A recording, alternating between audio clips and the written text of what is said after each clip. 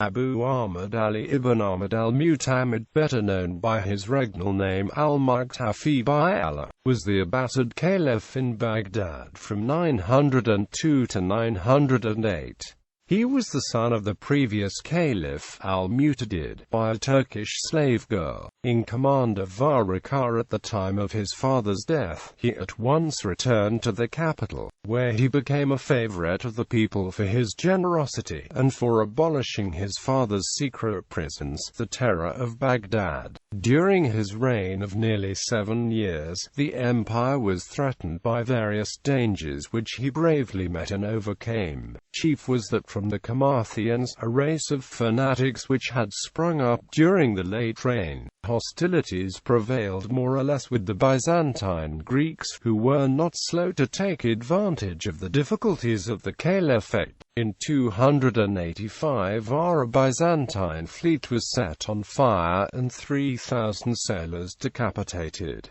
But there were reverses also. Tarsus was closely besieged by the Greeks, and the governor taken prisoner. Still worse, Egyptian rebels, despite the caliph, induced the Tulunid governor of Tarsus to burn the Muslim fleet of 50 vessels at anchor in the port. In consequence, the Greeks were able to ravage the coasts at pleasure, both by land and sea, carrying vast numbers away captive. War was kept up with various fortune. 10 golden crosses, each followed by 10,000 men, swept devastation and captivity along the Muslim shores, while, on the other hand, a Muslim fleet under a renegade Greek, and manned by Africans, ravaged the coast opposite Byzantium. In 903, his forces under the command of Muhammad ibn Sulayman al-Khatib scored a crushing victory over the Carmathians of the Syrian desert. In 904, taking advantage of the feebleness of the Tulunids in Egypt, Muhammad ibn Sulayman invaded Syria and Egypt and ended the Tulunid regime, fully reincorporating these territories into the caliphate.